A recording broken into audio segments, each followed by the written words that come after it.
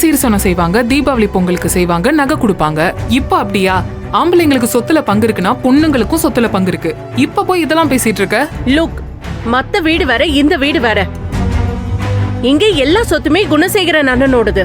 அது மொத்தத்தையும் இப்ப கதிரண்ணனுக்கு கொடுத்துட்டாரு.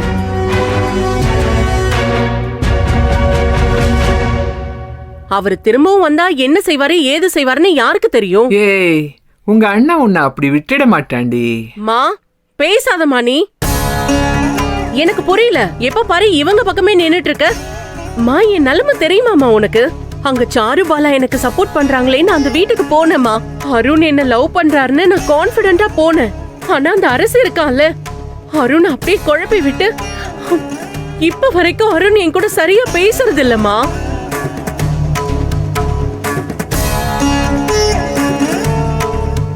சொன்னேனா? உனக்கு புரியலமா?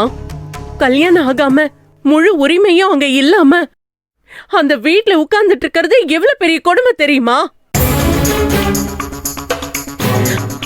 ஆனா நான் எதையுமே உங்க யாருக்கிட்டையுமே சொல்லாம நான் தனியா எல்லாத்தையும் ஹேண்டில் பண்ணி எக்ஸாம்க்கு ப்ரிப்பேர் பண்ணி எழுதிட்டு வரேமா.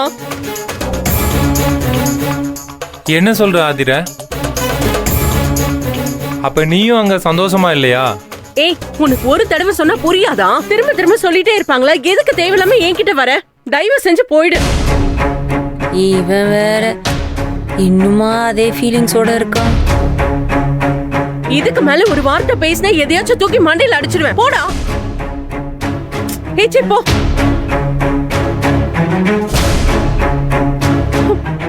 மா, இங்க நடக்கிறதெல்லாம் பார்த்தா எனக்கு ரொம்ப பயமா இருக்குமா. எனக்குன்னு யாருமே இல்லாத மாதிரி இருக்குமா.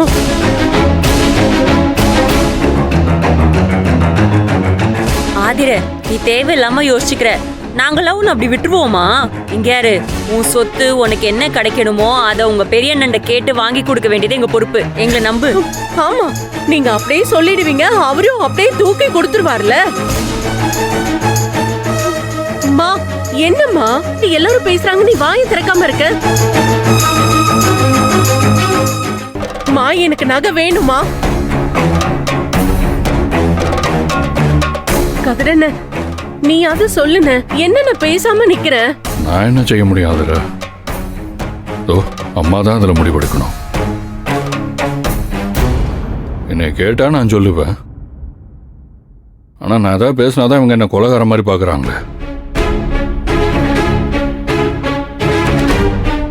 இப்போ கூட அம்மா ஒத்துக்குச்சுன்னா ஒன்று பண்ணலாம். இந்த நகைக்கான ஒட்டுமொத்த பணத்தையும் கொடுத்துட்டு அந்த நகையை நான் வாங்கி உங்ககிட்ட கொடுத்துடலாம்.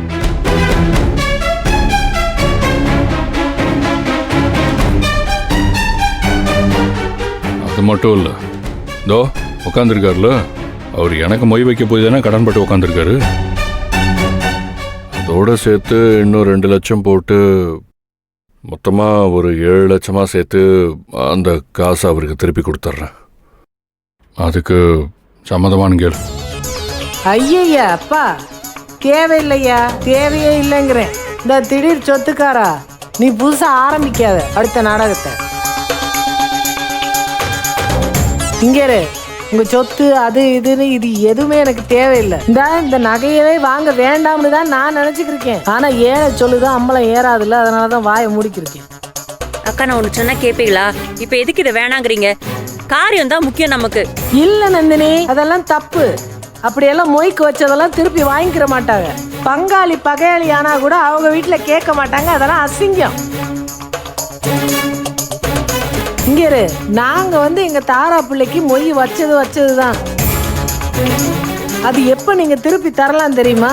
நாளைக்கு ஐஸ்வர்யாவுக்கு நாங்க ஒரு நல்லது கெட்டது நடத்தையில நீங்களா இஷ்டப்பட்டு ஏதாவது செய்யலாம். இந்த உறவை முறிச்சுக்கிறவங்க தான் அப்படியெல்லாம் பேசுவாங்க. சும்மா இரு.